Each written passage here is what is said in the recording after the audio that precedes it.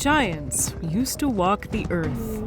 Even the behemoths of today would look tiny next to their extinct giant counterparts. From snakes the size of a school bus, to sloths that carved massive tunnels, to man-eating carnivorous birds, to whales that fed on other whales. These are some of the largest and most terrifying species that ever lived.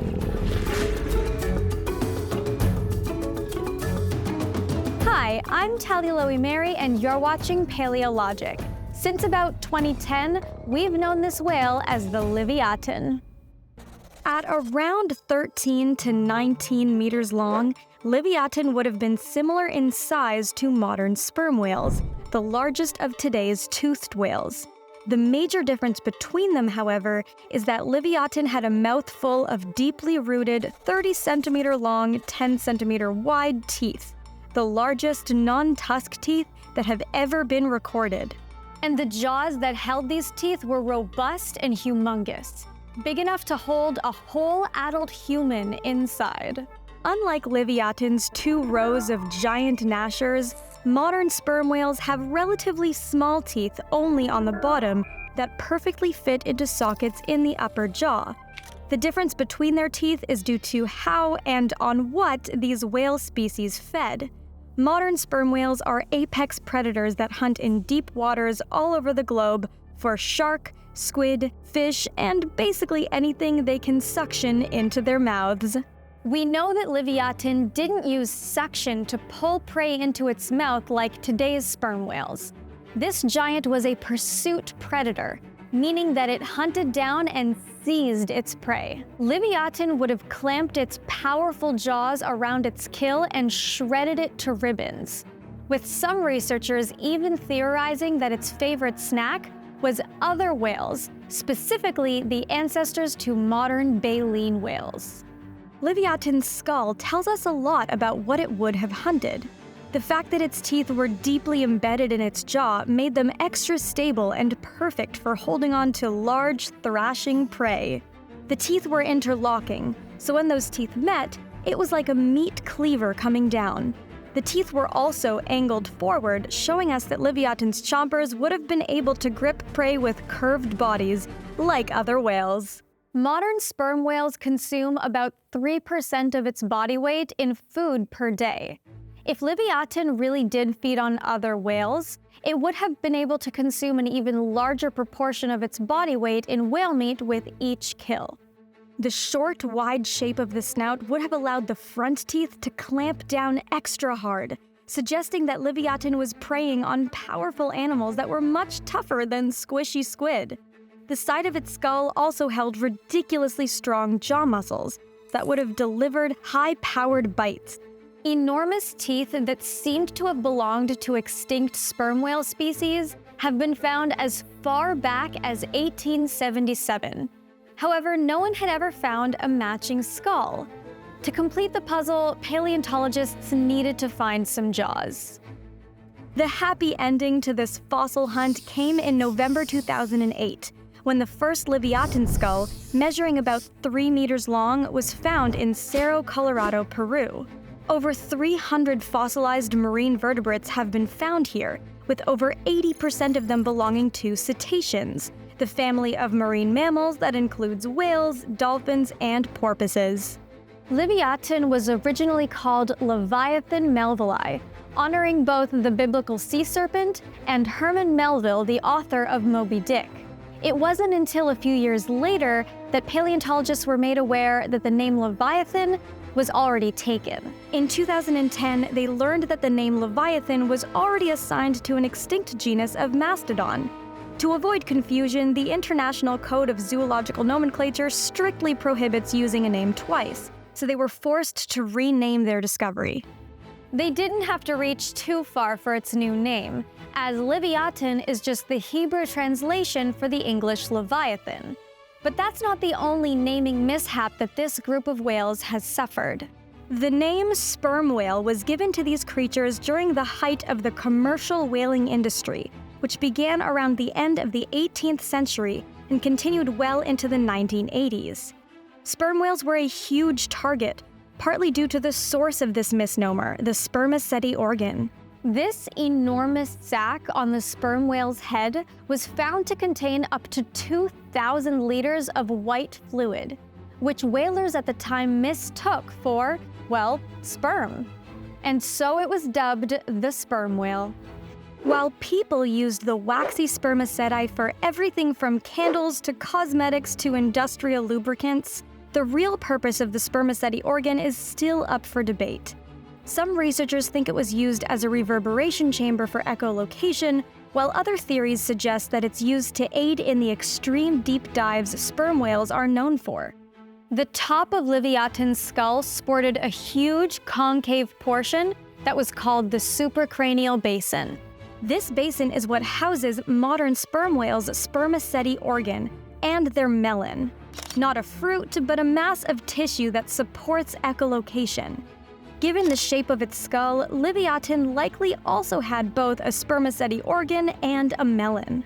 While we don't have a complete fossilized skeleton of Livyatan, similar whales from that time show that they most likely resembled modern sperm whales and would have been well adapted for deep dives in the ocean.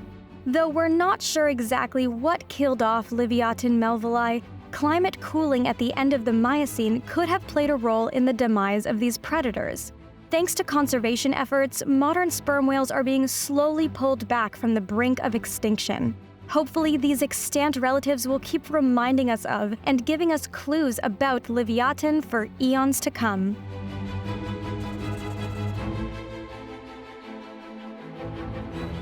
Around 120 million years ago, there lived a creature that made even the dinosaurs tremble. The Sarcosuchus lived in the rivers of Gondwana, which later split into South America and Africa. This croc-like creature wasn't really a crocodilian, but belonged to a related clade called Pholidosauridea. But for comparison purposes, let's take a moment to talk about the saltwater crocodile. These behemoths can get up to 6 meters in length and weigh over 1,000 kilograms. They can catch and eat prey as large as gaurs and water buffaloes. They're the largest living reptiles on the planet today. But this modern giant would seem like a little lizard next to the mighty Sarcosuchus, who scientists believe could have been up to 12 meters long and weighed over 4,000 kilograms. There still is a bit of uncertainty on their size because there are no complete fossils of this ancient beast. All we have are estimates based on the size of their skull and their hip bones. But even the most conservative calculations put it at least 50% longer and 3 times heavier than the largest living crocodilians. The snout of a juvenile was over a meter long, and it was relatively narrow with a bump at the end, similar to the Indian gharial. Its shape tells us that they mostly fed on fish for the first several years of their lives. Narrow snouts are more hydrodynamic than broader ones, so it takes less force to rapidly open and close them underwater. Their prey is bitten and swallowed in the blink of an eye. As they got older, their snout got wider and their diet became more varied. This type of transformation is not seen in modern crocodilians, but supported a life where they started out eating fish and then would get big enough to catch prey outside of the water. Their eyes could only move up and down, so we can deduce that they would hang out near the shore, just waiting for the right moment to snap at whatever came their way. Their expanded menu included dinosaurs and other vertebrates, such as large turtles that ventured too close to the water. Catching dinosaurs was obviously a dangerous business, so to protect themselves, Sarcosuchus had a thick layer of bony scales all the way from their neck to the middle of their tails. It was a nightmare in shining armor. Even though they could eat more things as adults, fish were still a viable option. One of their likely prey was a giant riverfish called Mawsonia, a coelacanth-like leviathan that could reach 6 meters in length, about the same size as Bruce from Jaws. Getting this big and deadly could take decades. And sometimes we can tell the age of a fossil animal by cutting a thin section of their bone and counting the lines of arrested growth, kind of like the growth rings you count on the inside of a tree trunk. These lines are formed when the animal's metabolism slows down dramatically, usually during the winter. So in effect, each line represents a year of age.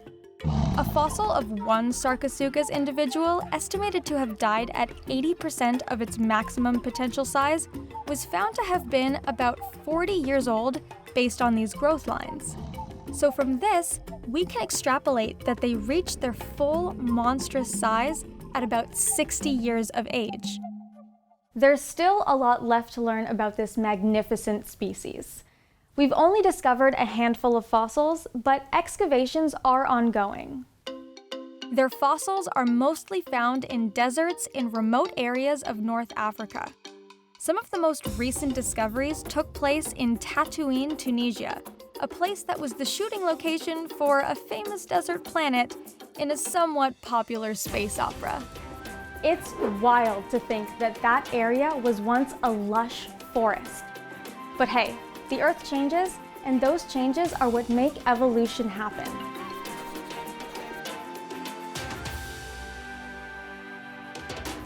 Titanoboa is the new kid on the snake block, having only been discovered in 2009.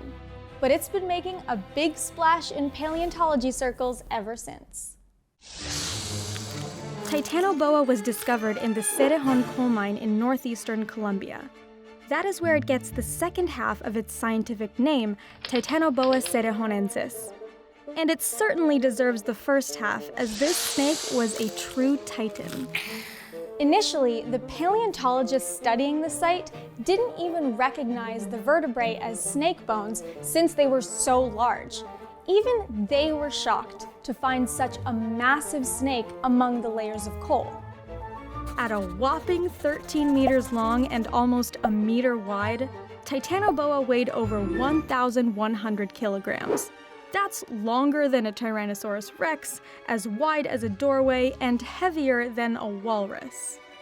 Before Titanoboa, the largest snake ever discovered was Gigantophis garstini, a 7-meter-long serpent that lived in North Africa about 40 million years ago. But at about twice its length, Titanoboa makes Gigantophis look like just a little guy in comparison. To give you an idea of how these two giants stack up against snakes today, the longest living snake is the reticulated python, which averages just over 6 meters long, or about the length of a short school bus. Until Titanoboa was discovered, herpetologists debated for decades just how large a snake could theoretically get. Their best estimate was around 12 meters long, and Titanoboa at 13 meters long absolutely smashed everyone's expectations. Among the fossilized ribs and vertebrae that were found in the coal mine, about 30 individuals of Titanoboa were identified, including a complete skeleton and skull. The rocks in which they were found were dated about 60 million years old, from shortly after the mass extinction that killed off the dinosaurs. That makes Titanoboa the world's largest predator we know of for a period of over 30 million years, until the emergence of Megalodon 23 million years ago. You know, the massive 15-meter-long shark, everyone's favorite whale eater. Snakes like Titanoboa are poikilothermic, or in other words, they're a type of cold-blooded animal whose body temperature fluctuates. This means that they cannot regulate their own temperature and rely on thermal energy from the environment to power their metabolism. The body shape of poikilotherms, which are often flat like fish or elongated like snakes, helps them heat up and cool down quickly. The largest snakes today live around the equator, because the higher temperatures allow for the development of bigger bodies. The further you get away from sweltering temperatures, the smaller the poikilotherms become. To determine Titanoboa's size, paleontologists took the relationship between the size of living snakes and their vertebrae and applied it to the ancient serpent. Paleontologists believe that Titanoboa had more than 250 vertebrae. So how did Titanoboa actually get this big? The growth strategy of other giant reptiles since the last mass extinction has been to extend the duration of their growth so that they keep growing for longer. One study suggests that Titanoboa not only spent more time growing than its ancestors, but was also growing faster, which would explain why this snake was able to get so big. A large proportion of the adult individuals found in the coal mine were 13 meters long, suggesting that this may have been the average adult size and not just an outlier. Prior to Titanoboa's discovery, not a single land-dwelling animal from 55 to 65 million years ago had ever been found in tropical South America.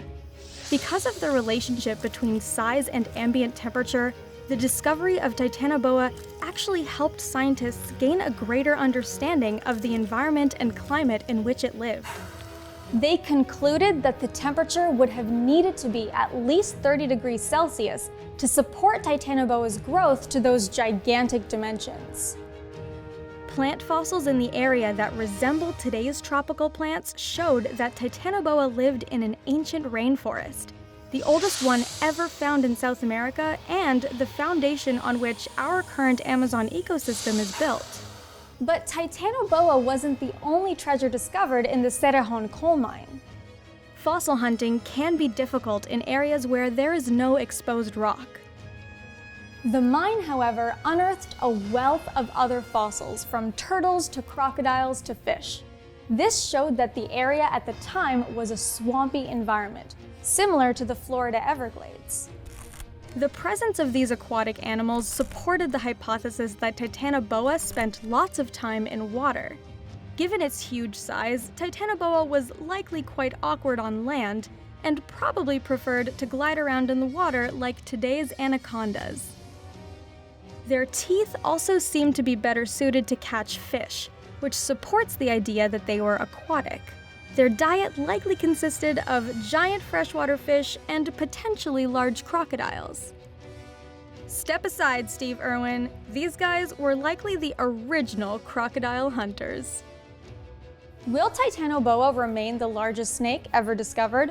Or are there even larger fossilized serpents waiting to be uncovered? If so, I hope that one day they slither into our lives.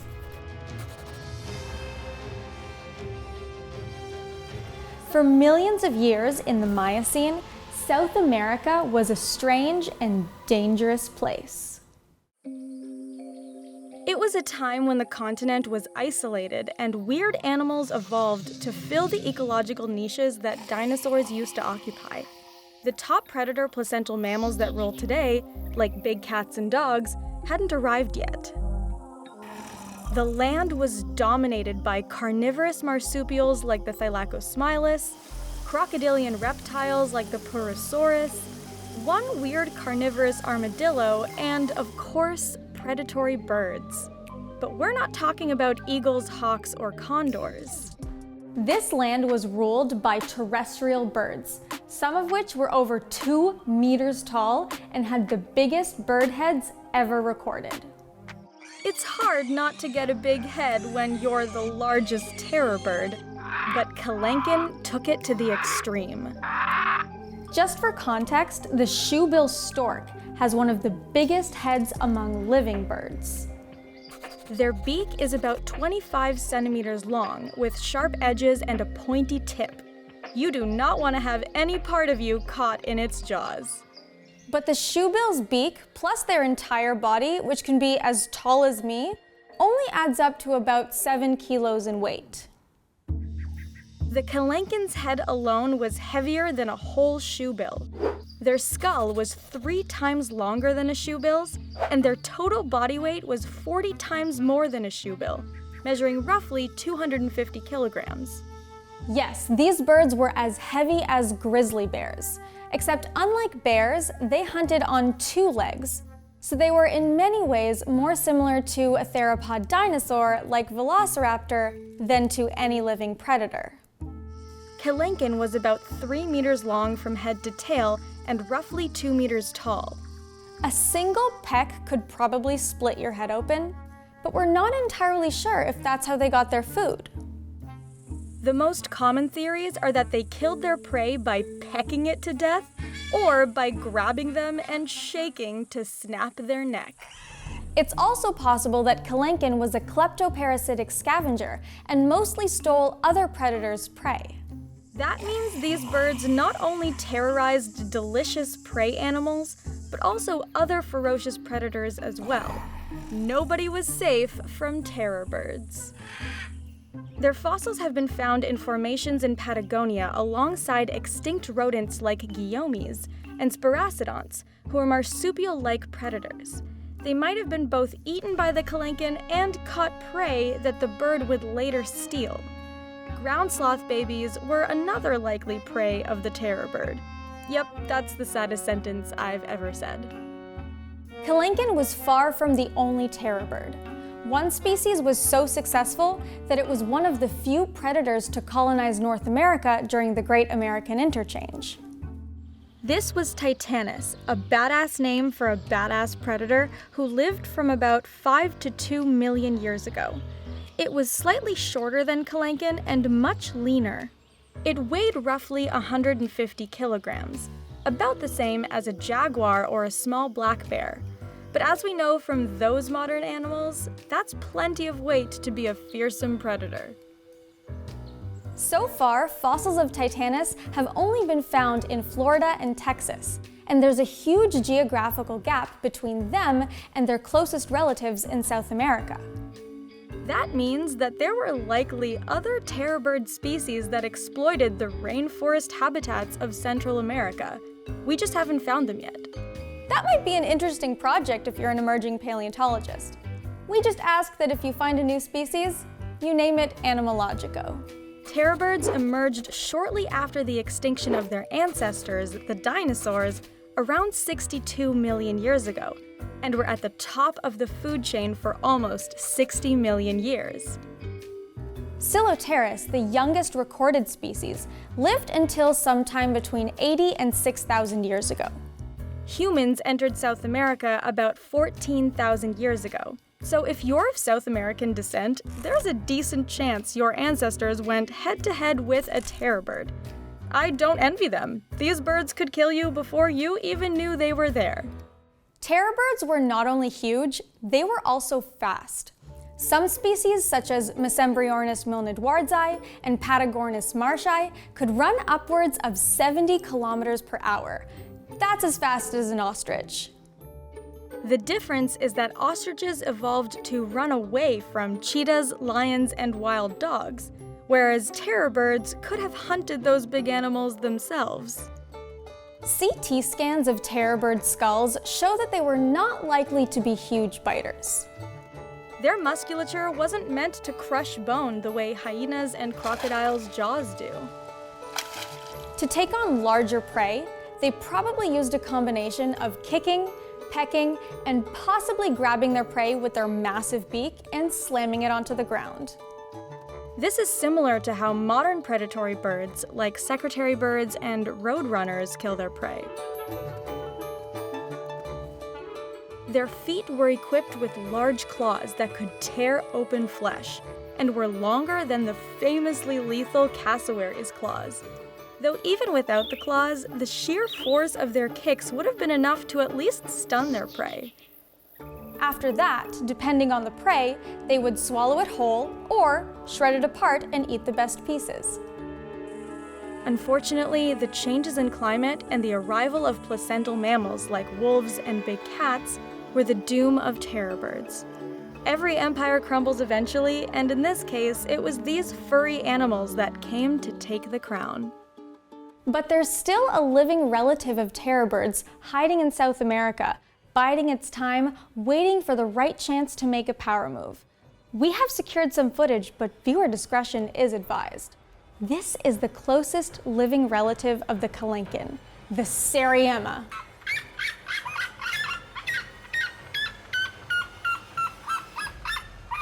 Okay, they're not as terrifying as their extinct cousins, but they do exhibit a lot of behaviors that are associated with terror birds. I'd love to talk more about them, but they deserve their own episode. We're still finding amazing fossils in South America.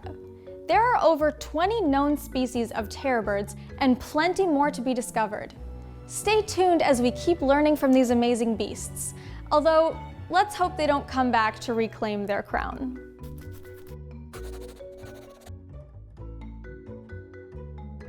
The Megalodon is one of the most fearsome predators of all time.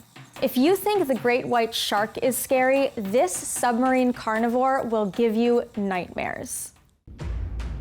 Megalodon was massive, big enough to eat whales. Some estimates put them at around 18 meters, though there's some debate about that because all we have left of them is their teeth. Like all sharks, Megalodon's skeleton was made of cartilage, which doesn't fossilize. Luckily, their teeth were made of calcium phosphate minerals, which do fossilize. So we have plenty of huge teeth to get an idea of Megalodon's monstrous size. Their teeth are the largest of any shark ever found. And they're really, really, really big. A mature great white shark's teeth are up to 7 centimeters. Megalodon's larger known teeth are over 20 centimeters long. Just look at how tiny great white's teeth look next to them. Megalodon made the great white shark seem like the meh white shark. And it did for a long time. Megalodon appeared in the fossil record around 20 million years ago, a new time for Earth where grasslands and kelp forests had just developed, and new species were thriving.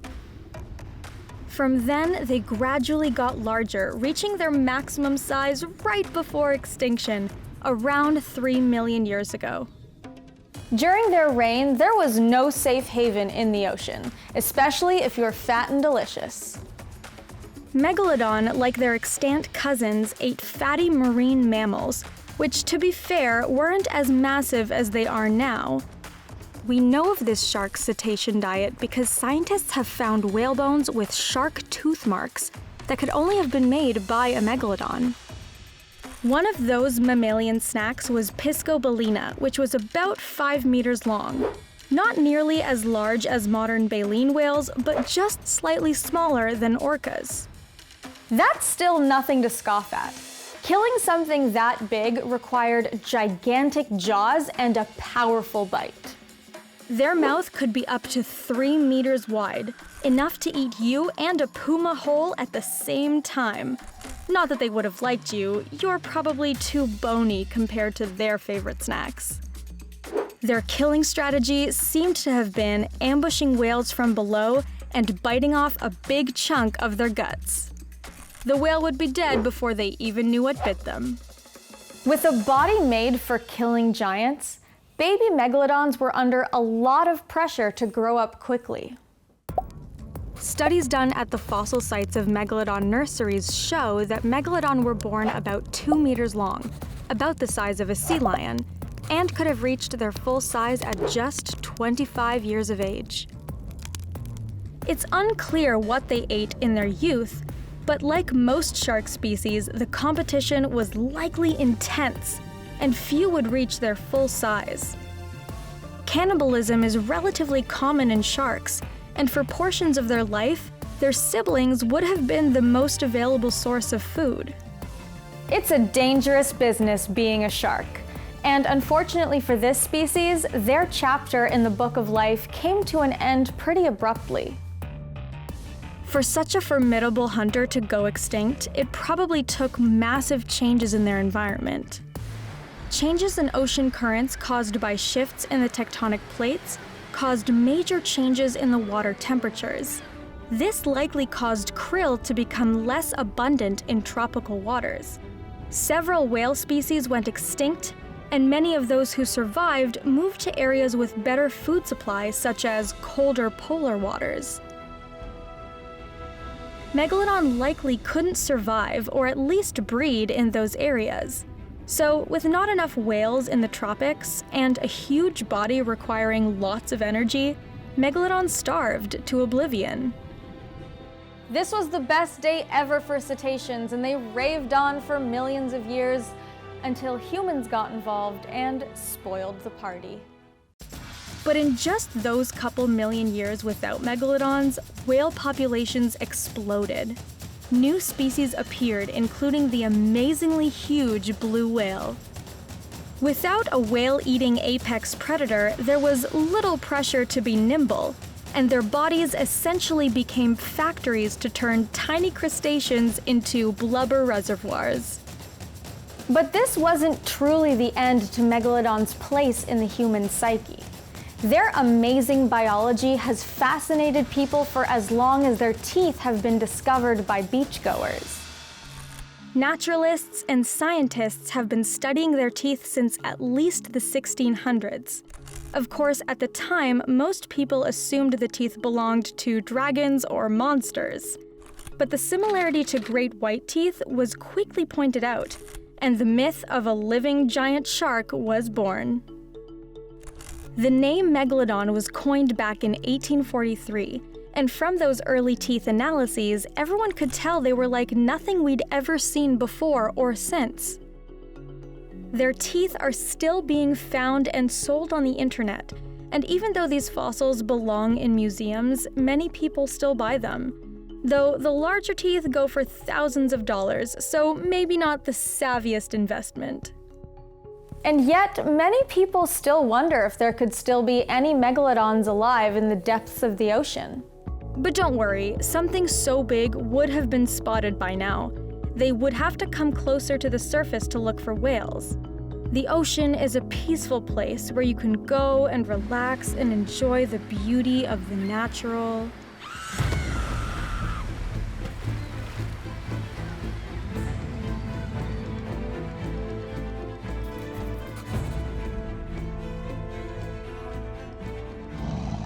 Elasmotherium were a genus of giant rhino relatives that lived from about 2.6 million to just about 40,000 years ago. That means they were alive at the same time as humans. Some of your ancestors may have eaten it, while others were possibly mauled by it. Or, if you lived in a galaxy far, far away, you might have known it as the mudhorn. This is the way. They have become a bit of a celebrity extinct mammal due to their allegedly gigantic horn, which some researchers have estimated at up to 3 meters long.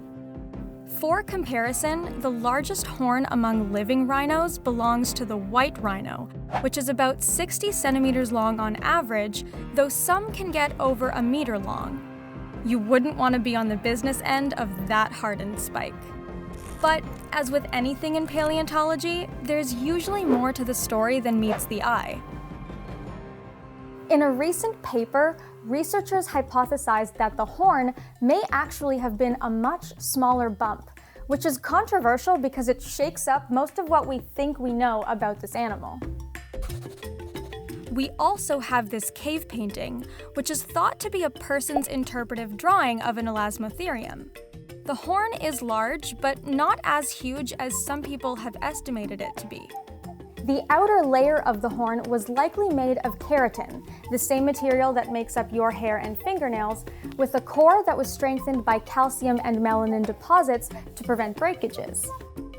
Keratin doesn't usually fossilize, so all we have are educated guesses based on a dome on their forehead that seems to be the base of the horn-generating tissue, and a spine that seems to have supported a large muscular hump. This musculature is only really necessary if you're wielding a heavy object, so a big horn makes sense. But it wasn't just a fancy adornment. These giants lived alongside saber-toothed cats, cave bears, lions, and hyenas. You had to be able to fight your way out of an encounter with such huge predators. Even if a full-grown Elasmotherium was likely safe, there was a constant need to protect the young. So despite all the illustrations you've seen, we aren't 100% sure how big the horn was. Even with a smaller horn, these mammals would have been deadly. They likely weighed up to 5 tons, which is just slightly smaller than the largest living land mammal, the African bush elephant. Their legs were longer than those in modern hippos and were much more horse-like, meaning they could probably gallop like a pony. But given their weight, they probably couldn't run as fast as Seabiscuit. They were built more like a Clydesdale than a thoroughbred. Now, this horse and ancient rhino comparison might seem obtuse, but these two animals are actually quite closely related. They're both members of the Perissodactyla order, meaning they're both odd-toed ungulates, or they walked on only 1 or 3 toes on each foot. Like their equine cousins, Elasmotherium were grazers, meaning that they fed on grass, though their teeth were better adapted to coarser and thicker grasses than modern horses' teeth. Some have hypothesized that they would also dig into the ground to feed on plant bulbs, tubers, and roots. Elasmotherium had hypsodont teeth, which are a kind of dentition with tall crowns and enamel that is folded into sheets, protecting the teeth from wearing away and resulting in more efficient chewing. This feature, and not their horn, is what gives these animals their name. Elasmos is ancient Greek for laminated, and therion means beast. Similar to rodents whose incisors grow continuously, Elasmotherium's molars never stopped growing to prevent them from wearing away and causing them to starve to death. Elasmotherium originated in China, likely descending from the Sinotherium, and slowly moved westward to the Balkans. Their cousins, the modern-day rhinos, bear their horns on their nose, while Sinotherium had theirs halfway between their nose and forehead, and Elasmotherium had their horn right above their eyes, giving them their nickname, the Siberian unicorn. Less mythical than a unicorn, but just as magical. But while rhinos and Elasmotherium resemble each other, they're not as closely related as they seem. Their most recent common ancestor lived about 45 million years ago, give or take, giving the two groups plenty of time to evolve into very different animals. You are more closely related to the IKEA monkey than they are to each other. We're still not even sure if their skin was thick and rugged like a modern rhino, or if they were woolly like a mammoth. Regardless of what they looked like, this was an extremely successful animal. Elasmotherium were found all the way from Eastern Europe to East Asia when they were at their most widespread. The last living species was Elasmotherium sibericum, which was found throughout Eurasia. Its name was in reference to the Russian princess Ekaterina Deshkova, who donated the first known fossils of this species to Moscow University in the early 1800s. This species far outlived all other Elasmotherium species, but eventually fell victim to a changing climate. The lush grasslands on which they lived began to freeze at the beginning of the last ice age, and by about 40,000 years ago, they were mostly tundra. And little by little, the real-life unicorn disappeared. Flash forward to today, and the largest living land mammal in Eurasia is the mighty European bison, which only weighs about 1/10 of what an Elasmotherium did. The world might have lost a bit of magic when we lost these fantastic beasts, but by studying living animals like the European bison, we can get a glimpse at how these formidable historic beings lived and behaved.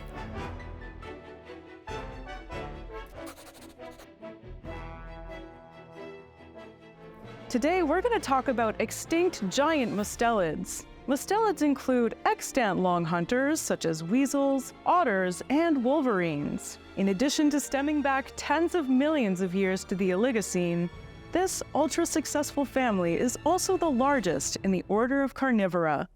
The diversity of habitats, ranges, diets, and features of mustelids today is the greatest of any carnivoran family. They have colonized almost every ecological niche, from marine ecosystems to tree canopies, throughout the world, except, of course, Antarctica. One thing that all extant mustelids have in common is their reputation for ferociousness. While today's mustelids are on the smaller side of the spectrum, the mustelids of the past tended towards gigantism.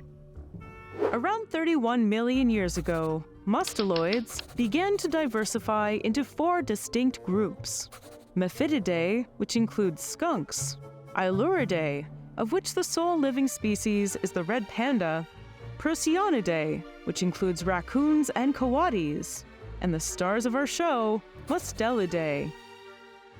This is a prime example of adaptive radiation, when a large number of species evolved from a common ancestor. Giant mustelids started showing up around 10 million years later. Enhydrictis galactoides, which lived in the Mediterranean during the Pleistocene, was one such giant mustelid. Even though it weighed only 10 to 15 kilograms, it's considered giant because it's over twice as heavy as its closest living relative, the 3-kilogram South American grisone. Larger still was the African mustelid Ecorus ikacarin, a leopard-like hypercarnivore which stood 60 centimeters at the shoulder and was built very different than the mustelids we know today. Unlike today's mustelids that have short limbs and can only manage short bursts of speed, Ecorus had long legs, built more like a leopard's, and the upright stance of an active hunter. This predator was adapted to stalking and running, like modern dogs and hyenas. Miocene predators often had generalized hunting traits, putting their tactics somewhere between feline, pounce and grapple, and canine, chase and kill. The theory here is that a great abundance of prey didn't demand specialization in order for Miocene predators to snag a meal. One of the most complete and largest fossilized mustelids that we've ever found is that of an Eomelivora pivetoi. Located in Spain, this Eomelivora pivetoi specimen was found with the partial remains of at least 5 other individuals. Eomelivora was hypercarnivorous, meaning that more than 70% of its diet consisted of meat. It was even more hypercarnivorous and larger than wolverines, today's largest land-dwelling mustelid, though it was a distant honey badger relative. While most mustelid species diversification happened in Eurasia, mustelids did wander to almost every part of the world. In North America, there was the giant Megalictus ferox. This enormous mustelid was shaped like a ferret, but had the size of a jaguar. It weighed up to 100 kilograms and lived during the early Miocene, about 20 million years ago. Megalictus's skull was massive, and not even just by mustelid standards. It would have been about the length of a jaguar's skull and as wide as a black bear's. Its teeth were adapted to crush bones, like their distant relative, wolverines.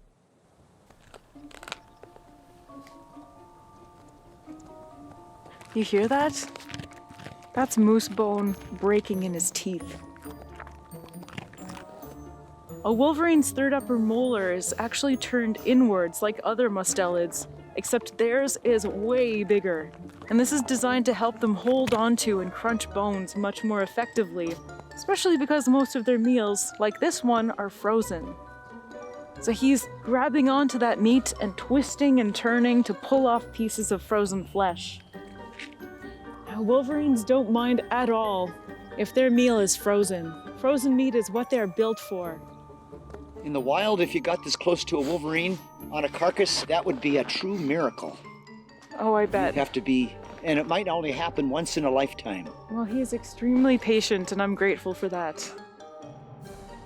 While Megalictus once held the title of largest mustelid, in 2022, a larger species was discovered in Ethiopia.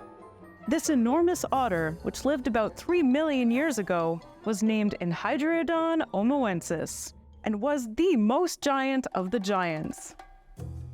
At over 200 kilograms, E. omoensis was the size of a lion. Based on analysis of its fossilized tooth enamel, E. omoensis likely ate a combination of terrestrial and aquatic prey, though it's not clear if it was a hunter or a scavenger.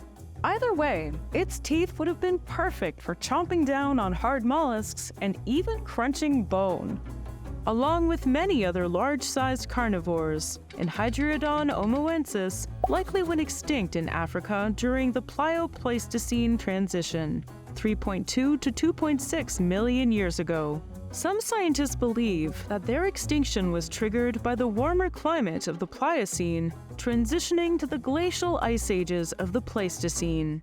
Another theory is that coexistence with our early human ancestors, Australopithecus and other hominid species, spelled an end for these larger and dangerous carnivores. While climate change may have killed Enhydriodon omoensis in Africa, it may also be responsible for the first burst of mustelid diversification. It all began with climate shifts that resulted in the emergence of grasslands about 33 million years ago. As Antarctica drifted to the South Pole, global cooling made carbon dioxide levels fall. This atmosphere was ideal for specific types of plants, and especially grasses. Forest ecosystems began to transition to the grasslands of the early Oligocene, and as a result, about 60% of terrestrial mammals went extinct. Grazing ungulates took over and became larger, and so did the carnivores that preyed upon them. On the flip side, smaller rodent herbivores could hide in the grass and take refuge in tunnels underground. This smaller prey gave rise to smaller carnivores, including mustelid ancestor Paleogale, which was cat-like and weighed about a kilogram. From there, the floodgates were open to the evolution of all of the weird and wonderful mustelids we know today. Considering their rap as ferocious killers, one can only imagine how terrifying it must have been to come toe-to-toe with a puma-sized weasel.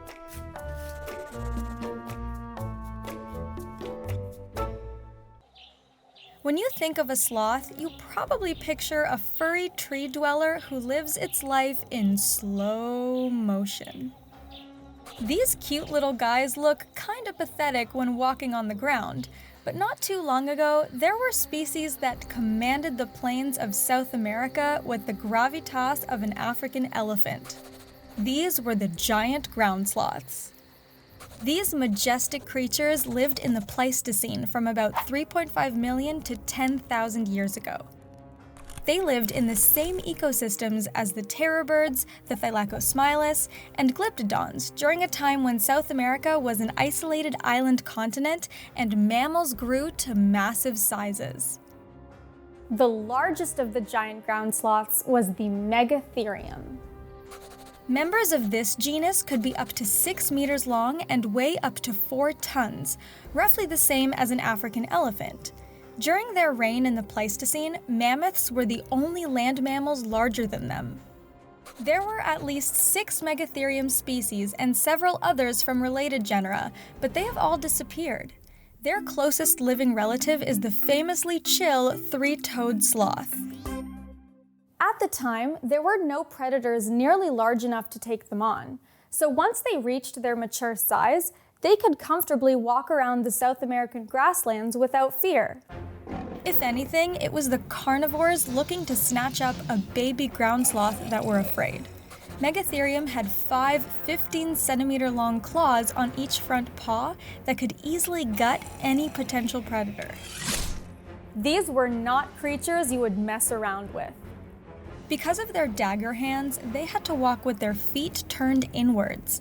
Their distant cousin, the giant anteater, does the same to protect its claws and itself.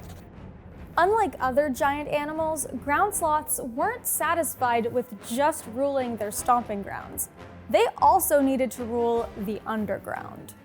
They used their massive strength and heavy-duty claws to dig immense tunnels called paleoburrows, which are thought to have been used for shelter and possibly even breeding. Some caves were over 250 meters long and were thought to have been about 2 meters tall and 1 meter wide. It would have been a tight squeeze, but it would have provided some security during the animal's most vulnerable period. Now they look much wider because of erosion. After their extinction, some of those caves were used by people as shelter. So thanks, giant ground sloths, for providing one of the earliest known forms of public housing. There is still a bit of uncertainty around which species made these tunnels, and according to some researchers, they could have been built by smaller ground sloths or even by gigantic armadillos. But given their size, giant ground sloths are still considered the most likely builders of the caves. There is also uncertainty on how the Megatherium looked. Most depictions show them as furry giants, which makes sense considering what their modern-day cousins look like. But given their size and the areas where they lived, it might have been hard to keep cool if they were woolly. Modern giants such as elephants, rhinos, and hippos are hairless due to their low surface area to volume ratio. Elephants even have giant ears to help them release excess heat. So it's very possible that they looked like a giant version of a fat, hairless cat. But unlike cats, these behemoths likely had no interest in meaty treats. Their teeth were similar to those of cows and horses, only bigger, and they were used to grind gritty, fibrous plants. Some of those plants were found on the ground, but they also got food from trees. Despite their huge size, they were able to stand on their hind legs and used their thick tail for balance, essentially making a tripod. They were likely to have been able to walk on their hind legs for short distances. Some scientists have suggested that they could have eaten carrion as a way to supplement their plant-based diet, but so far, there's no evidence that this was the case. Like most of the giant South American animals of the Pleistocene, the arrival of North American animals during the Great American Interchange began a downward trend for ground sloths that eventually led to extinction. But for a while, they were resilient and were some of the most successful animals that moved to North America. Fossils of the closely related Elasmotherium have been found as far north as North Carolina. Finally, it was a changing climate and the growth of human populations in the Americas that doomed these marvelous creatures. Giant ground sloth bones with evidence of butchering have been found in Argentina, so it's clear that humans played a part in their demise. The last giant ground sloth died roughly 10,000 years ago, but they left us thousands of caves that still bear their claw marks. If you're ever in South America, see if you can find a cave nearby. It could be one of the most direct ways of appreciating the grandeur of these Pleistocene animals. There's no debating that Australia is full of creatures that want you dead. But looking back into the ancient history of this continent, you'll find a whole new level of deadly, gigantic beasts. Varanus priscus, otherwise known by the badass moniker Megalania, was a giant monitor lizard that lived in Australia 50,000 years ago during the Pleistocene. And during this period, Australia was chock full of megafauna. Examples of these gigantor species include Zaglossus hacketi, an echidna the size of a sheep, Diprotodon optatum, a relative of the wombat that was the size of a hippo, Thylacoleo carnifex, the marsupial lion, and Procoptodon goliath, a 10-foot-tall kangaroo.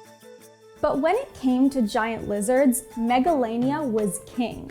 In fact, as far as we've discovered, Megalania is the largest lizard to have ever walked the earth. The largest lizard living today, Varanus komodoensis, otherwise known as the Komodo dragon, is likely the closest living relative of Megalania. While a Komodo dragon averages about 70 kilograms and can grow up to 3 meters long, Megalania might have weighed up to 2,000 kilograms and reached lengths of up to 7 meters long. Using Komodo dragons as the bar, scientists believe that Megalania could have run 3 meters per second or 10 kilometers per hour. This may not sound like a lot, but when you're being chased by a 7-meter-long, 2,000-kilo carnivore, it's plenty fast. Running would have helped them in pursuit of their prey. It's not known for certain what they ate, but scientists believe they chowed down on large mammals like kangaroos, as well as snakes, birds, and other reptiles. Basically, Megalania ate whatever it could sink its knife-like teeth into. A study examining the skulls of these lizards suggested that, like the Komodo dragon, Megalania possessed large serrated teeth and was likely able to deliver a venomous bite. The venom would have caused the prey to bleed out and send them into shock. We're still not 100% sure if they were venomous, but if they were, that means we can add largest venomous animal to ever live to Megalania's list of credentials. Whether or not Megalania was mainly a predator or a scavenger is still hotly debated, but one study suggests that given its similarities to the Komodo dragon, with a combined arsenal of serrated teeth and likely venom, it was probably a predator. If they had toxic bites like the Komodo dragon, that would explain how Megalania was able to take down such large prey, despite having relatively weak skulls and low bite force. Varanids, otherwise known as monitor lizards, are thought to have evolved during the late Cretaceous, a little under 100 million years ago. These ancient species would have crossed into Australia from Asia and evolved into the monitor lizards we know today. The first fossils of Megalania were found by Sir Richard Owen in 1858 in deposits near the Condamine River in eastern Australia, although they likely didn't live in riverside habitats. Scientists believe Megalania lived in forests, woodlands, and possibly also grasslands all over Australia. Fossil evidence has been found in almost all Australian states and territories. Humans showed up in Australia during the Pleistocene as far back as 50,000 years ago during the time of megafauna like Megalania. Unfortunately, many of these sites that these early humans occupied are now lost underwater. During the Pleistocene, the polar ice caps were fluctuating dramatically in size, causing global weather to rapidly shift between cold, dry periods and warmer, wet intervals. During the dry periods, the sea levels would fall and open up land bridges to the north with New Guinea. When the warm, wet periods would come, these land bridges would sink back underwater. Any human settlements in these areas were then lost to the sea. Megalania had its lizard physiology to thank for its ability to survive these climate fluctuations. This is because monitor lizards eat very large meals in one sitting, sometimes upwards of 80% of their body weight. They digest slowly and can survive on just a single feast a month. This infrequent feeding means that Megalania could outlast other carnivores that needed to feed more often during times of scarcity. So if they were such tough survivors, why aren't there still Megalania hanging out by the Sydney Opera House? Well, there are a number of theories about what caused the mass extinction that killed off Australia's megafauna. Some postulate that it was climate change that brought down these giants. However, this hypothesis is becoming more highly contested. Fossil evidence suggests that megafauna populations fluctuated with the changing climate, but that it wasn't the main cause of their extinction. The extinction of Megalania was likely caused by the arrival of humans in Australia. It's not exactly clear how people killed these megafauna, but numerous theories exist. Some theories suggest that overhunting, especially of juveniles, could have caused populations to collapse. Diseases carried by humans could have also infected native animals. Another theory is that human-made fire could have destroyed megafauna habitats. There is still so much left to learn about Megalania. The fossils we have are fragmented, and no one has ever found an entire skull or skeleton. But with every new fossil that is found, this massive lizard king becomes a little less lost in time.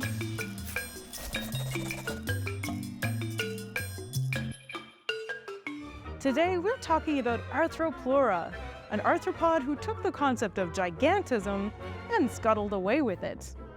Arthropleura was a genus of giant myriapods. They were the weird cousins of centipedes and millipedes. The main difference was that Arthropleura was up to 100 times larger than the average millipede, with some measuring over 2 meters long. Even the world's largest living millipede, the giant African millipede, couldn't compete. Arthropleura was 9 times larger and could have eaten its African cousin as a mid-afternoon snack. The largest Arthropleura ever discovered was found in 2021 by chance on a beach in Northumberland, England. At 2.5 meters, this whopper would have been the length of a male Komodo dragon and would have weighed around 50 kilograms. Before that discovery, Arthropleura were thought to be much smaller, as the other two recorded fossils were of juveniles. But when it reached its full adult size, they were behemoths. To really put their size in context, Arthropleura was larger than most of the land vertebrates at the time, which were mostly amphibians. But there were other very large invertebrates sharing the forest with Arthropleura. Our friend Lindsay is a bit of an expert on the subject, so I'll let her tell you about some of the coolest ones. Take it away, Lindsay. Thanks, Danielle. So obviously, the Carboniferous period was filled with a variety of animals whose evolutions just went nuts, most notably insects and other arthropods. So let's play a game. I'm gonna ask you a question, then you're gonna answer it, and then I'm gonna show you something, and that's literally it. You know what? It's not even a game. It's like the giant insect version of Dora the Explorer. Okay, do you like dragonflies? How about giant dragonflies? Yeah, Meganeura, a giant relative to dragonflies. Technically a griffinfly, which has slight morphological differences to dragonflies, but dragonfly nonetheless. They had a wingspan that got to about 2.5 feet long. To put that into perspective, your bedroom door is like 3 feet wide. That's big. That is some alien shenanigans. Their larger size likely meant they had a wider variety to choose from on the Paleozoic menu. Lots of different insects and other invertebrates, like their modern counterparts, but maybe possibly amphibians as well. Dude, imagine a dragonfly eating a frog today. That's unpleasant. Meganeura is kind of the poster child of the Carboniferous, appearing in tons of different paleo art and documentaries and movies, but despite that, not much is known about them. Based on fossils of their relatives, scientists suggest they lived in more open habitats rather than forested areas because their wings were fragile and would have gotten knocked around with the trees. Makes sense to me. All right, do you like scorpions? How about giant scorpions? Pulmonoscorpius is one of the largest scorpions to ever exist that we know of, with the largest fossil remains representing a species that was 2 feet and 4 inches long. So this time, think of the width of your bedroom door. That is the length of Pulmonoscorpius eating a Jimmy John's sandwich. Unlike modern scorpions, which generally rely on mechanoreceptive senses for prey capture, Pulmonoscorpius seems to have relied on their eyesight much more than that. They had proportionally much bigger eyes than today's modern scorpions. For a while, it was unclear if this species spent its life in the water due to other sea scorpions. Yes, sea scorpions that were alive during the Paleozoic, which I'm not even going to touch on because that is a whole other can of worms. But 2 specimens of Pulmonoscorpius show evidence of book lungs, which are air-breathing organs that land arachnids tend to have. So, boom, they were terrestrial. Have fun falling asleep with that. Back to you, Danielle. Researchers hypothesized that Arthropleura would have needed high-nutrient food to get as large as it did. That means that small prey like amphibians may have ended up between Arthropleura's mouth parts. Arthropleura had a tough exoskeleton that protected it like a rigid shell.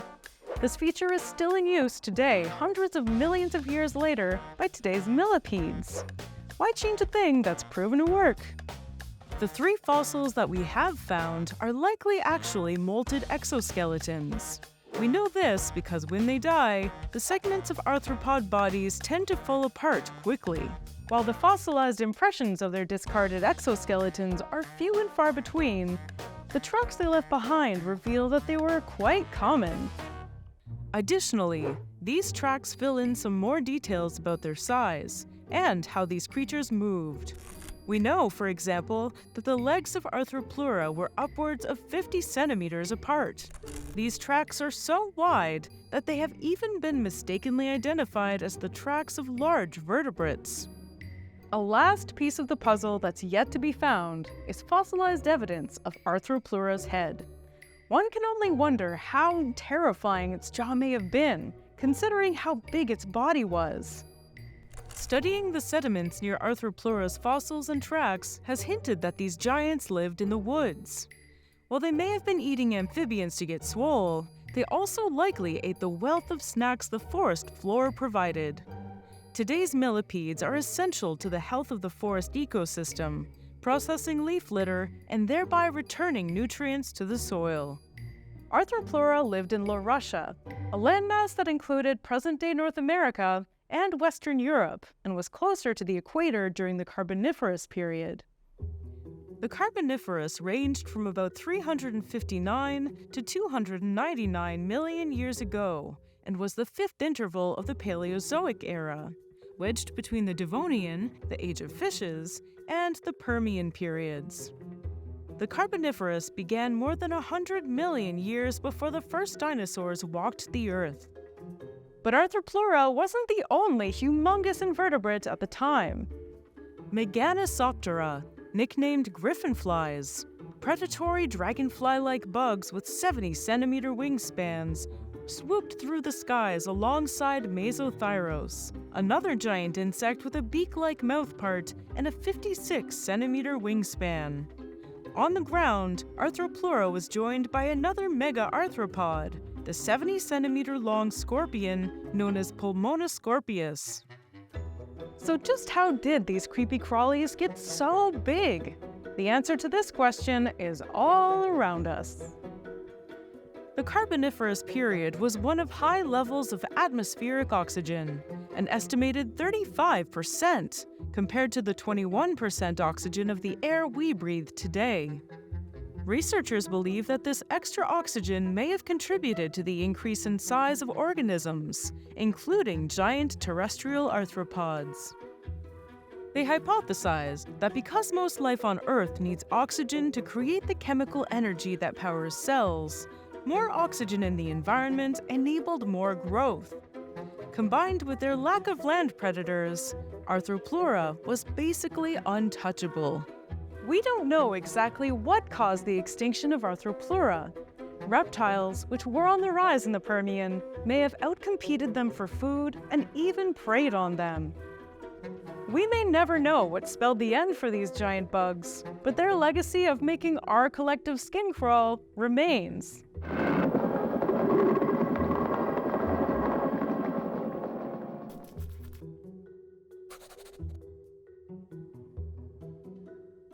Thanks for watching. See ya!